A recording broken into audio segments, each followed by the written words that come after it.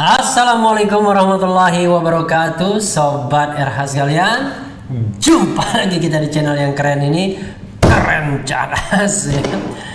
Kali ini ada berita hot ya, breaking news.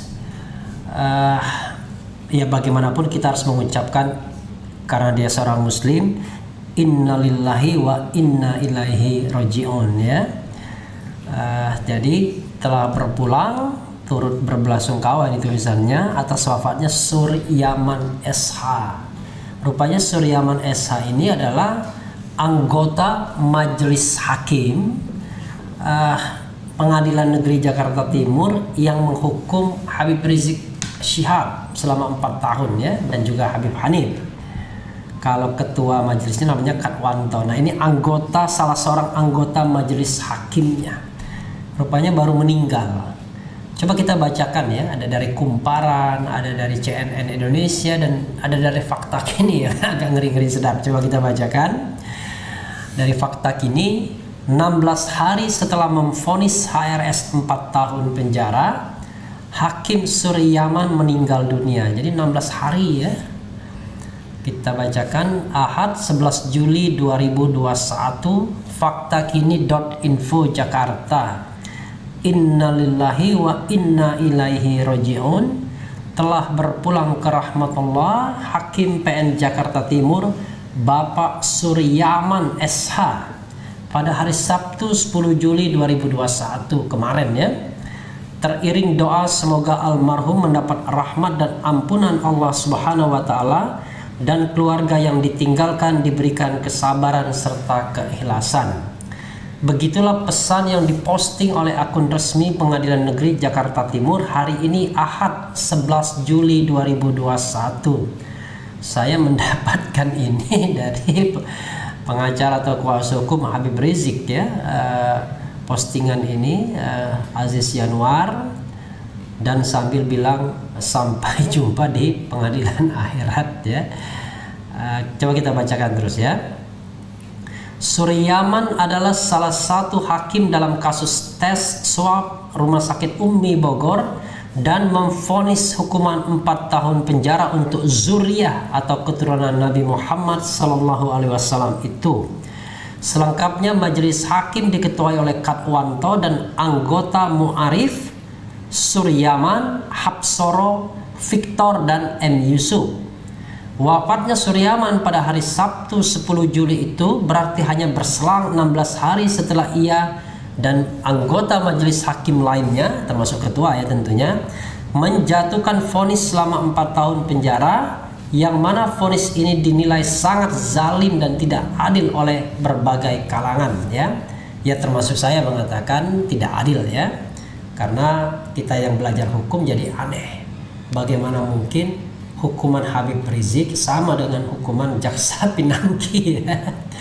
Jadi kalau putusan ini dikuatkan maka sama, karena putusan Pinangki itu yang tadinya 10 tahun di pengadilan negeri didiskon 60%, tinggal 4 tahun di pengadilan tinggi.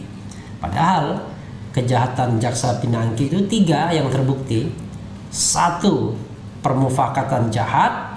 2, menerima suap. 3, pencucian uang. Coba bayangkan, money laundering ya.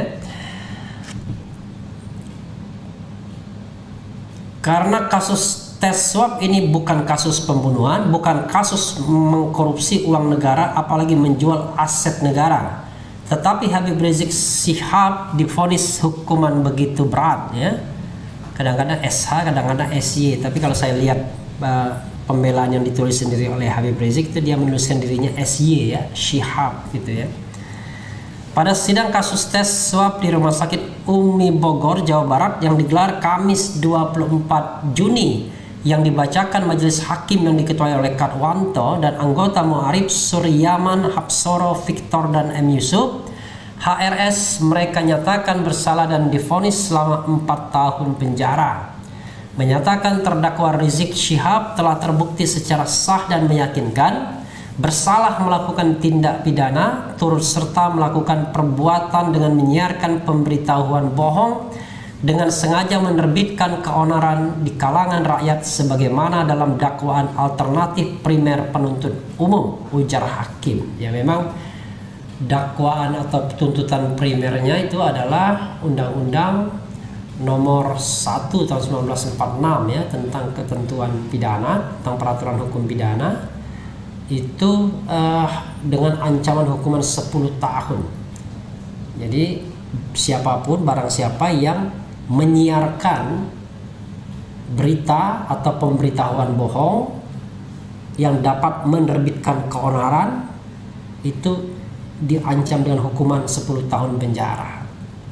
Kontroversial pada waktu itu karena pertanyaannya adalah apakah unsur-unsurnya terpenuhi atau tidak. Saya termasuk yang menyatakan unsurnya tidak terpenuhi. Ya, baik unsur menyiarkan ya, karena itu bukan bentuk penyiaran, apalagi kontennya berita bohong karena itu adalah sebuah kondisi kesehatan yang tentu subjektivitas dan kausalitasnya ya, sebab akibat yang menerbitkan keonaran. Keonaran macam apa yang pantas diganjar dengan hukuman 4 tahun ya.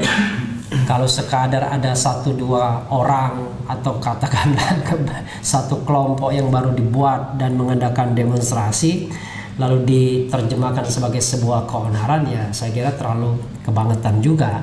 Apalagi kalau keonarannya bersifat maya ya, keonaran di dunia maya yang kadang-kadang peran serta mesinnya lebih banyak ya dibandingkan manusianya. Menjatuhkan pidana kepada terdakwa dengan pidana penjara selama 4 tahun, demikian vonis yang dibacakan. Mendengar vonis zalim tersebut, Habib Rizik langsung menyatakan banding. Dengan ini saya menolak putusan majelis hakim dan saya menyatakan banding, kata Habib Rizik tegas kala itu ya, saat itu.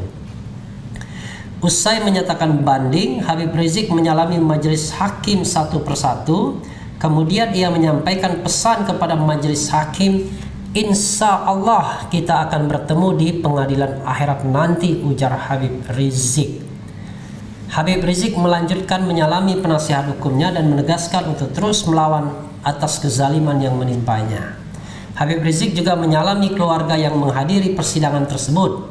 Sambil menebarkan senyuman, Habib Rizik menunjukkan sikap tegar di hadapan keluarga dan pengunjung sidang yang lain. Ya, sobat era sekalian, sebagai manusia ya, sebagai human being, tentu saya pribadi, channel ini juga mengungkapkan belasungkawa yang sedalam-dalamnya atas meninggalnya Hakim Suryaman SH. Mudah-mudahan keluarga yang ditinggalkan tabah ya, diterima di sisi Allah sesuai dengan amal perbuatannya, diampuni dosanya, dan doa-doa baik lainnya sebagaimana doa yang selalu kita panjatkan kepada siapapun umat manusia yang meninggalkan kita. Karena itu perspektif kemanusiaannya. Tapi memang perspektif keadilannya sebagai orang hukum, kadang-kadang memang pendekatan meta yuridis, bukan lagi pendekatan yuridis itu, ya kadang-kadang sering menemukan bukti di belakang hari ya. Dan barangkali itu semacam bentuk katarsis juga bagi orang-orang yang diperlakukan tidak adil. Karena itu bagi siapapun penguasa negeri ini ya, secara horizontal yang kita inginkan adalah keadilan itu ditegakkan dan diciptakan. Maksudnya agar biarlah manusia yang berusaha keras untuk menciptakan keadilan tersebut, agar jangan sampai keadilan itu harus dipaksakan ditegakkan secara vertikal oleh yang maha kuasa karena manusia tidak sanggup mengatur dirinya sendiri atau terlalu kemaruk dengan kekuasaan dan mungkin juga uang ya. Sahabat daerah sekalian, saya mendapatkan tadi saya katakan ya, mendapatkan WhatsApp dari Aziz Yanuar ya, dan katanya itu memang untuk konsumsi media jadi layak untuk saya sampaikan, saya bacakan ya. Oh ini yang jelas di WA dia ada bahasa Perancis yang saya tidak paham, tapi intinya adalah ini pemuda ganteng kira-kira gitu ya. Nanti kita lihat apa itu terjemahannya ya, ada biau garson apa karena unfortunately seumur hidup saya tidak pernah belajar bahasa Perancis ya. Oke, ininya ya, sambil menyampaikan ini ucapan belasungkawa dari Pengadilan Negeri Jakarta Timur, dan kemudian menyampaikan susunan majelis hakim ya, dan juga panitera pengganti serta penuntut umum. Ada juga kalimat yang mengatakan sampai jumpa di pengadilan akhirat, sesuai yang kami katakan ketika putusan zalim itu kalian jatuhkan, biar kami adukan kezaliman kepada kalian kepada Tuhan kami yang maha melihat, dan biar ia putuskan dengan adil kelak kezaliman kalian, 3. Sahabat daerah sekalian, sesungguhnya unfortunately, fortunately ya, fortunately bukan unfortunately, fortunately, tiba-tiba Aziz Yanuar bertandang ke sini bawa pempek atau pempek kalau orang Palembang bilang, bawa pempek dan bawa kaos ya, dikasihkan ke saya juga kaosnya ya. Jadi terpaksa saya pamerkan sedikit apa kaosnya nih ya. Nah, coba kaosnya bunyinya adalah sampai jumpa hakim zalim di pengadilan akhirat ya. Luar biasa ya.